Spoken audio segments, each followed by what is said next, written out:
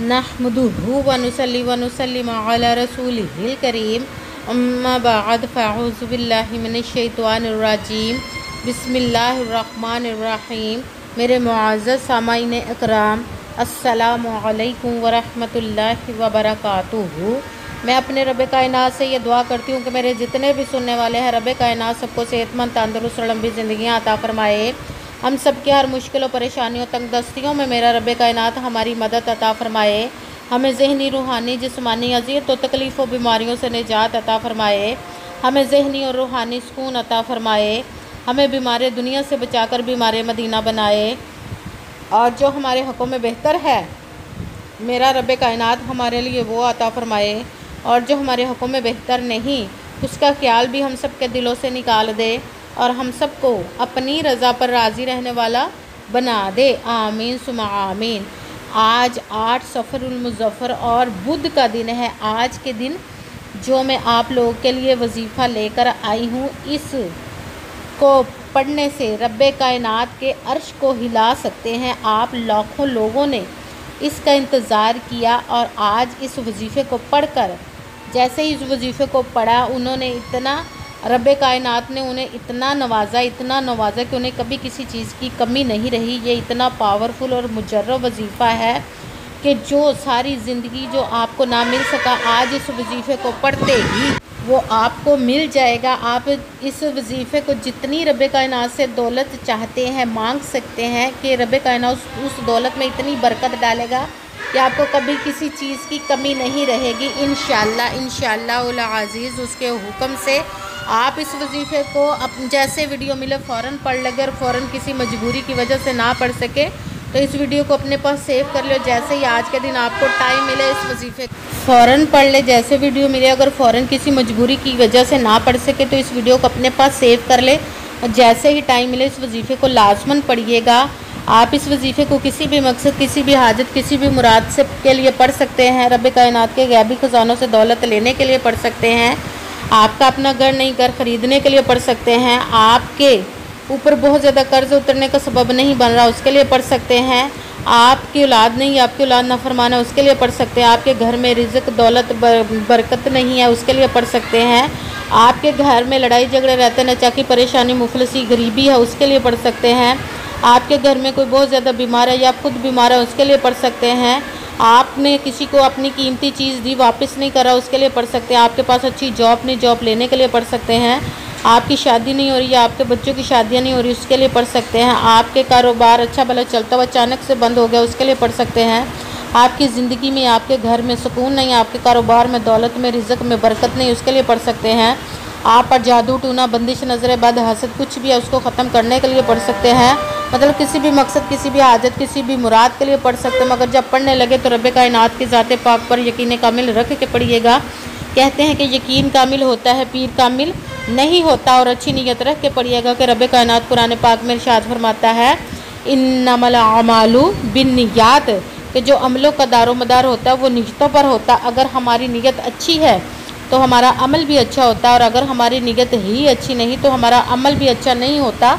चाहे हम जितनी मर्ज़ी मेहनत कर ले, जितनी मर्ज़ी कोशिश कर ले, हमें उसका फल, उसका अजर अच्छा नहीं मिलता। इसलिए अच्छी नीयत रख के, पुख्ता यकीन रखे, और 5 वक़्त की नमाज की पाबंदी लाजमी रखेगा। फिर इस वजीफ़े को कीजिए। अगर वजीफ़ा करते वक्त आपके दिलों में, ज़हनों में ऐसा वसवसा नहीं आना चाहिए कि हम ये अमल कर रहे हैं, पता नहीं हमारी मुराद पूरी हो या ना हो। ऐसा हो नहीं सकता कि हम रब कायनात के किसी इसम का या कलाम पाक का वजीफ़ा पढ़े और हमें कामयाबी ना मिले। ये हमारे ईमान की कमज़ोरी, जिसकी वजह से हमें नाकामी मिलती है।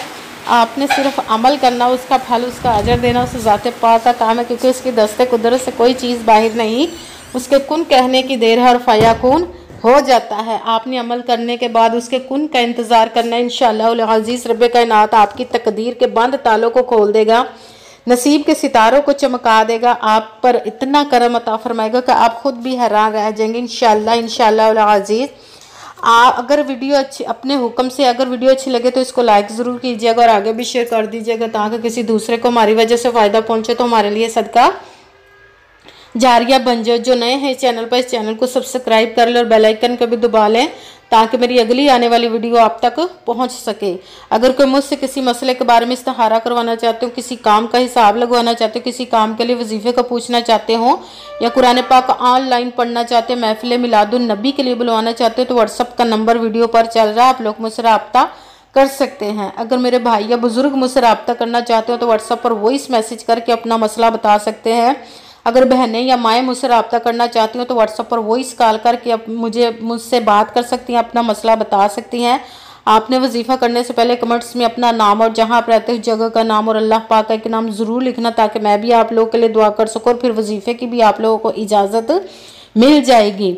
आपने वजीफ़ा करने से पहले पूरी वीडियो को ध्यान के साथ सुन के समझ के फिर वजीफ़े को करना। ऐसा ना हो कि वीडियो को स्किप कर करके छोड़ के सुने और फिर कोई बात रह जाए और आप वजीफ़ा करें और वो ठीक ना हो। आपने ना तो किसी अमल में कम करके पढ़ना, ना ज़्यादा बढ़ा कर पढ़ना। अगर कम या ज़्यादा कर देते तो वो हमारा वजीफ़ा ठीक नहीं होता, हमें कामयाबी नहीं मिलती। इसीलिए जिस तादाद और जिस तरतीब के साथ मैं आप लोगों को वजीफ़ा बताने लगी हूँ, उसी तादाद और उसी तरतीब के साथ आपने इस अमल को पढ़ना है। आप इस अमल को आज के दिन किसी भी जगह पर बैठकर पढ़ सकते हैं, घर में, ऑफिस, मदरसे में, यूनिवर्सिटी, कॉलेज, शॉप में, मगर जब पढ़ने लगे बिल्कुल खामोशी, तवज्जो, सुकून के साथ पढ़ना है। कि वजीफ़े के दरमियान ना तो आपने किसी से बात करनी, ना उठना, ना फ़ोन इस्तेमाल करना है। अगर हम किसी से बात कर लेते, उठ जाते, फ़ोन इस्तेमाल करते तो वो हमारा वजीफ़ा ठीक नहीं होता, हमें कामयाबी नहीं मिलती। इसलिए मुकम्मल वजीफ़ा पढ़ने के बाद ही आपने किसी से बात करनी, उठना या कि फ़ोन इस्तेमाल करना है। आप इस वजीफ़े को आज के दिन किसी भी वक्त पढ़ सकते हैं, किसी भी नमाज के साथ पढ़ सकते हैं, नमाज के अलावा भी पढ़ सकते हैं। अगर नमाज के साथ पढ़ रहे तो नमाज मुकम्मल पढ़ने के बाद, दुआ मांगने के बाद आपने इस अमल को पढ़ना। अगर नमाज के अलावा पढ़ रहे तो आपने बावजू होकर ऐसी जगह पर बैठकर पढ़ना जब बिल्कुल खामोशी, तवज्जो, सुकून के साथ आप इस अमल को पढ़ सकें। जब वजीफ़ा पढ़ने के लिए बैठ गए हैं तो आपने सबसे पहले एक मरतबा दुरूद पाक पढ़ना। कोई सा भी दुरूद पाक पढ़ सकते हैं, मगर दुरूद इब्राहिमी जो नमाज में पढ़ा जाता है वो वाला एक मरतबा दुरूद पाक पढ़ लें तो ज़्यादा बेहतर, वरना कोई सा भी दुरूद पाक पढ़ सकते हैं।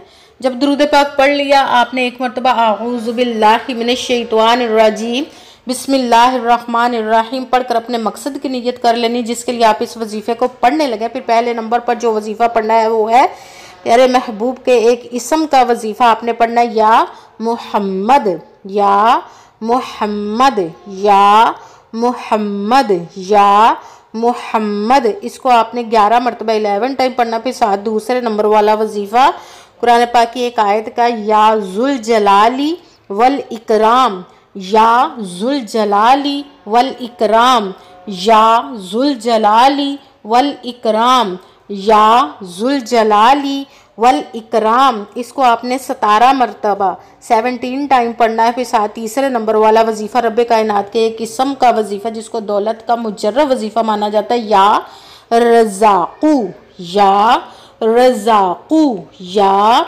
रज़ाक़ू, या रज़ाक़ू। इसको आपने 7 मरतबा 7 टाइम पढ़ना है।